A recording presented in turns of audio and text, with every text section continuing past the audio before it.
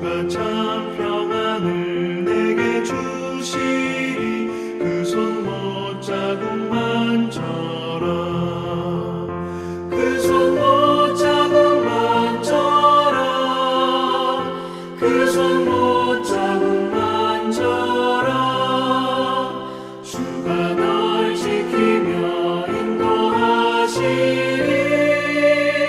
그 손 못자국만 져라.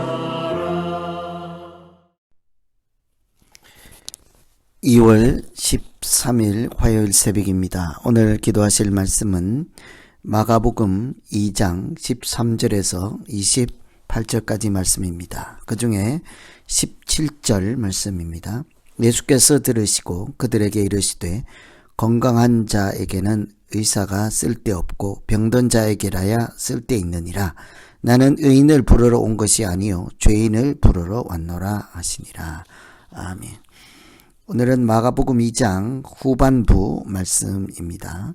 마가복음 2장은 1장과 견주어서 이해할 필요가 있겠습니다. 1장에서 예수 그리스도 복음의 시작에 대해서 말씀이 출발하였습니다. 1장을 통해서 예수님께서 어떤 분이신가를 소개한 다음 2장은 그 1장에 소개된 예수님을 맞이하는 대하는 사람들의 반응이라고 할 수 있습니다. 특히 당시에 예수님을 두고 두 부류로 갈라졌던 상황이었습니다. 따르는 사람들, 배척하는 사람들, 영접하는 사람들, 신성을 모독하는 사람들. 이렇게 예수님을 맞이하는 상반된 사람들이 등장하게 되었죠. 그때 예수님을 배척하는 사람들은 계속해서 시비를 걸고 하나님이 아니라는 주장을 계속하면서 예수님께 여러 가지로 이렇게 논쟁이라고 할 수 있겠습니다만 논쟁보다 시비를 걸고 이렇게 죽이려고 하는 모함하는 적대 세력들이 등장하게 되었죠. 이런 상황에서 예수님께서 어떻게 대처하시고 어떤 분으로 스스로를 소개하는지를 보시면서 기도하시면 되겠습니다. 우선은 예수님은 죄인을 부르러 오신 분이라 하였습니다. 17절 보시면 예수께서 들으시고 그들에게 이르시되 건강한 자에게는 의사가 쓸데없고 병든 자에게라야 쓸데있느니라. 나는 의인을 부르러 온 것이 아니요 죄인을 부르러 왔노라 하시니라. 예수님께서 이 땅에 오신 것은 죄인을 부르러 왔다라고 하는데 이 말씀을 하신 까닭은 비난하는 사람들이 왜 죄인과 더불어 먹고 마시느냐, 왜 죄인들을 불러 모으느냐, 이런 이야기들을 하죠. 특히 예수님께서 마가복음의 레위라고 하는 마태복음의 마태이죠. 레위, 마태 이 공통점이 세리입니다.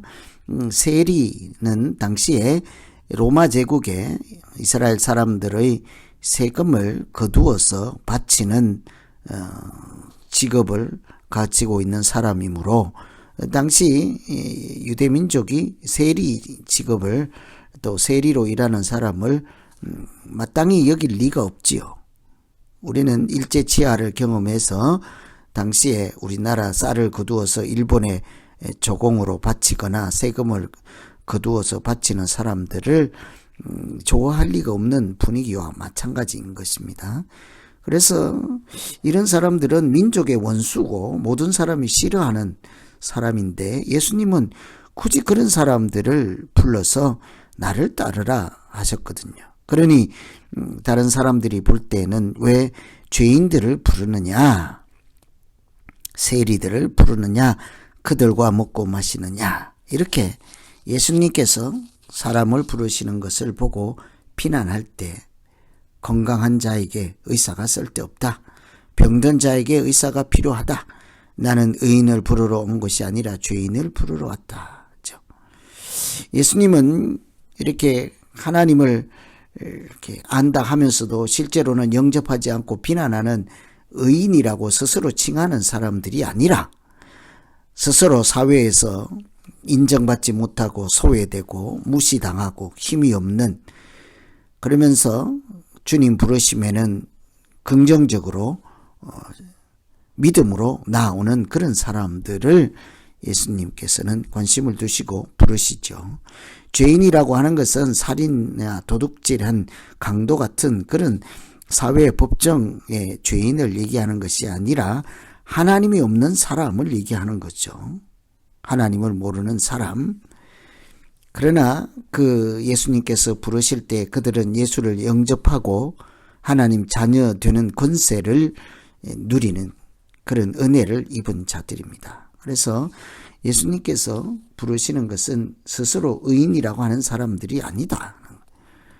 하나님에 대해서 대적하거나 불순종하는 자들이 아니라 죄인일지라도, 현재는 하나님을 떠난 상태일지라도 하나님의 부르심 앞에 아멘하고 나와서 영접하고 하나님의 자녀로 살아가는 사람들을 예수님께서 구원하시고 그들에게 은혜를 베푸시고 하늘나라 시민이라는 새로운 신분을 주시는 분이시죠. 그래서 죄인을 부르시는 예수님은 다른 말로는 구원을 베푸시는 예수님이라 할 수 있겠습니다. 두 번째는 새로운 마음에 하나님 나라가 열리게 하시죠. 새 마음입니다. 22절 보시면 새 포도주를 낡은 가죽 부대에 넣는 자가 없나니, 만일 그렇게 하면 새 포도주가 부대를 터뜨려 포도주와 부대를 버리게 되리라. 오직 새 포도주는 새 부대에 넣느니라. 바리새인 서기관, 또 예수님을 비난하고 배척하는 사람들 계속해서 시비를 걸다가 이번에는 금식을 들고 나왔습니다. 요한의 제자들은 금식을 하는데 왜 예수님 당신 제자들은 금식을 하지 않는가라는 거죠. 그들에게 예수님께서 대답하신 내용은 신랑이 함께 있을 때 금식할 필요가 없다. 신랑을 빼앗길 날이 너희가 금식할 때다. 하나님과 함께 있을 때는 금식할 일이 없는 거죠. 하나님을 멀리 떠났거나 죄를 짓거나 불순종했거나 하나님으로 돌아오는 길에 금식하며 자기를 비우고 자기를 절제하고 자기를 구별하여서 하나님께 돌아가는 과정, 준비, 결단, 회개, 이런 것이 포함된 것이 금식이죠. 그러나 지금 하나님 예수 그리스도 앞에 있을 때는 금식이 아니라 오히려 주님을 찬양하고 경배하고 예물을 드리는 일이 있어야 하겠죠. 그때는 금식하는 자리가 아니라는 것입니다. 자기 전통이나 관습에 얽매여서 주님이 오셨는데도 알아보지 못하고 주님을 전통으로 배척하고 자기의 상식으로 주님을 거절하고 이런 사람들에게 예수님은 새 포도주는 새 부대에 담아야 한다는 거예요. 우리의 마음이 하나님을 영접할 새 마음, 성령으로 거듭난 마음, 예수를 그리스도라 부르는 순종하는 마음이 있을 때, 그때 예수님은 그런 사람들의 주님 되시고 그런 사람들에게 복음이 자라게 하시고 열매를 맺게 하시고 그런 사람들에게 하나님 나라가 열리게 하는 것이죠.